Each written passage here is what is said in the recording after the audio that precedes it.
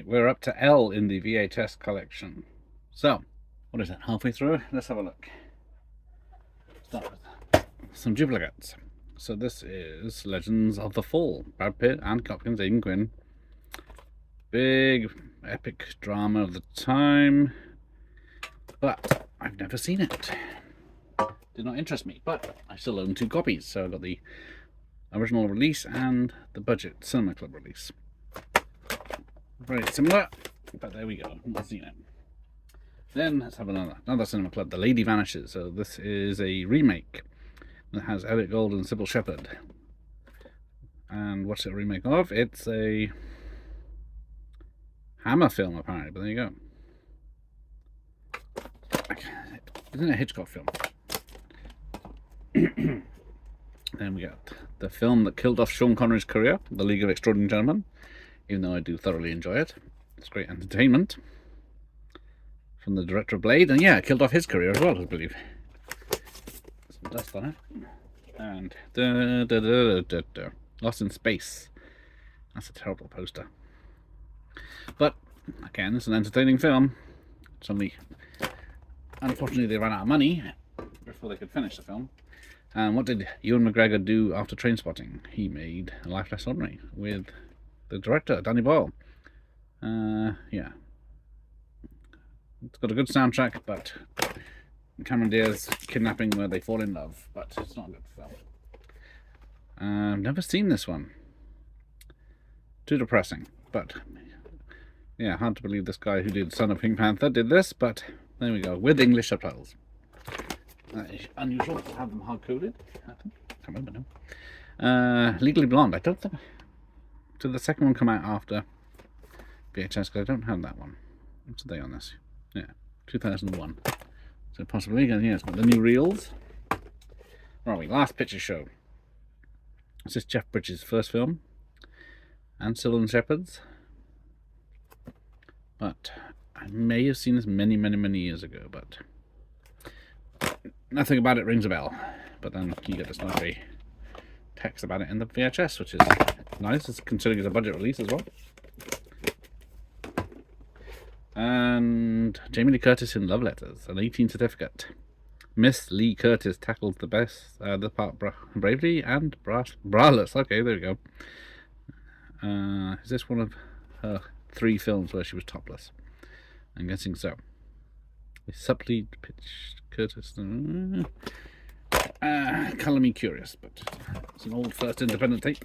But not going back together. There it is. Right.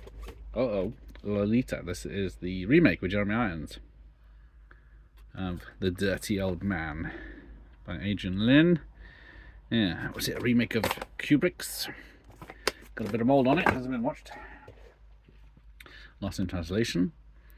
This film was massive when it came out, written and directed by Coppola's daughter. But it's a nice film. It's not that special. And then here, Loaded Weapon 1 from National Lampoons. When we wish this got 12 Academy Awards, shorter than Dance with the Wolves. But yeah, this is a spoof action films of the 80s. And it's only an hour and 19 minutes, but it's a fun hour and 19 minutes. Same as this, LA Story. Steve Martin's love letter to LA. And it's very funny. It does have Sarah Jessica Parker in it, but you can't have everything. What was this? 91. I saw this one in the cinema. And I saw Loaded Weapon 1 in the cinema. And The Life Less Ordinary, and Lost in Space, and League of Gentlemen. And La La. So yeah, a lot of outtakes in this one. From 1997. When Jim Carrey was king of comedy. And then we get this. A Christmas film, is it? Love Actually. Which is 2 hours and 9 minutes. Too long. Hang on, I'll do this as a triple. I can't remember which order it is. Yeah, Fellowship, Towers, Return. Oh, sorry, yeah. So, 171 minutes. Outstanding, The Greatest Show on Middle Earth. That's clever. But yeah, they are good films. It's just Winner of 11 Academy Awards, including Best Picture. Did it deserve it? It's not one I sit through regularly. But this, on the other hand, is The Last Boy Scout. Bruce Willis in a Shane Black script by Tony Scott. Absolute awesomeness. K. I was falling down from somewhere. Right, Sharon Stone doing a drama, I think, Last Dance. Bruce Beresford directed this. Never seen it. What is it? It says it's a theme, romance, capital punishment. That's a contradiction in terms. Right, so then we get, let's have a look, two of these. Brandon Lee in Legacy of Rage, with featuring Bolo Young, and Spot the Difference. It is, one's a polygram video, one's not, so two budget releases, or one budget release and one cheap release. An hour and 22 minutes. Ronnie Yu directed, so pretty much, yeah, everything's exactly the same. But this one's a forefront video release, so, whereas this one is a polygram video release. Why not keep them both? Stay. Right, then we get Stephen King. Oh no, he took his name off it. The Lawnmower Man. God made him simple, science made him a god. Yeah, I saw this in the cinema. I do enjoy it though. Someone's address on there, don't look at that. Why not have the sequel when you're at it with Matt Frewer, Beyond Cyberspace? Oh, look, they kept his picture in from the first one. Winner of the most compelling computer effects. Doesn't say where it won them. I've never seen this because it looks terrible, but it's got Matt Frewer. Patrick Bergen, is he playing the same character as Pierce Brosnan? Right, there we go. Yeah, this is a long pile, by the way. The Long Riders. That's an old Warner release, Western. I don't know. Is this a Walter Hill film? No. Oh, it is Walter. It's up there. Not that, but yeah, I've never seen it. I keep meaning to watch this because it's got David Carradine, Keith Carradine, Robert Carradine, and James Keach, Stacey Keach, Dennis Quaid, Randy Quaid. Music by Ray Cooder, but it's all in the family, that one. Right, where are we? The Last Samurai. One of the type of films they don't make anymore. An action epic.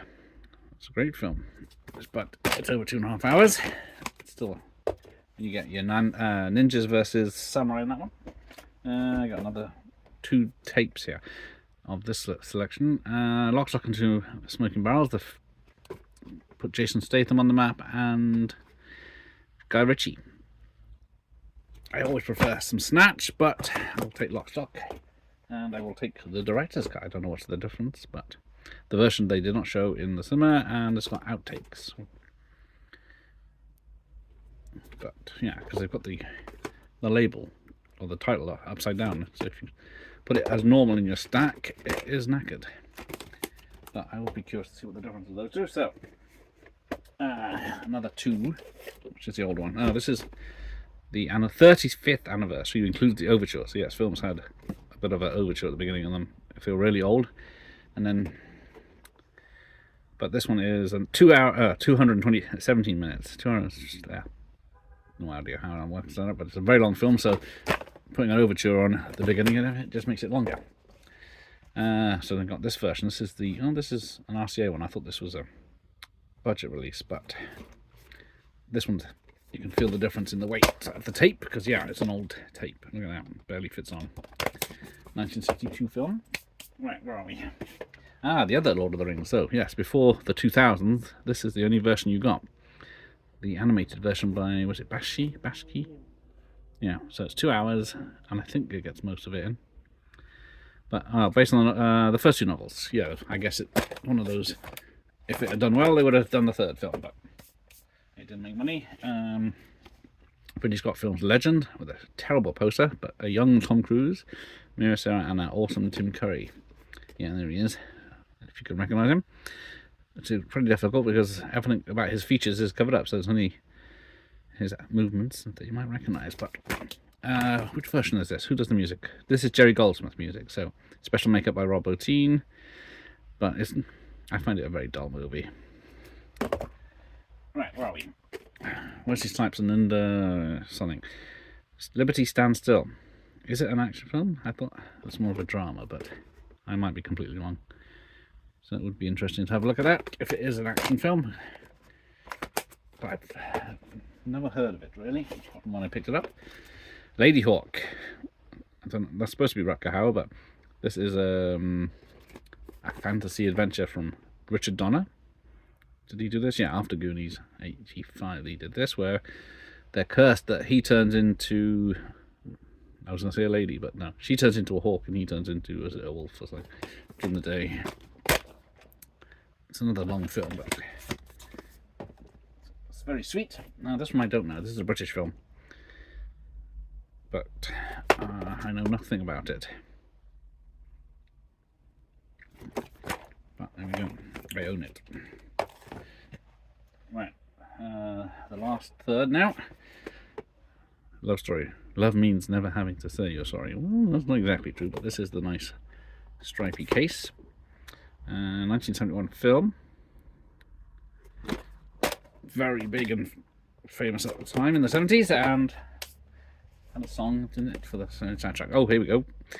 The Last Temptation of Christ, Martin Scorsese picture. Very controversial at the time.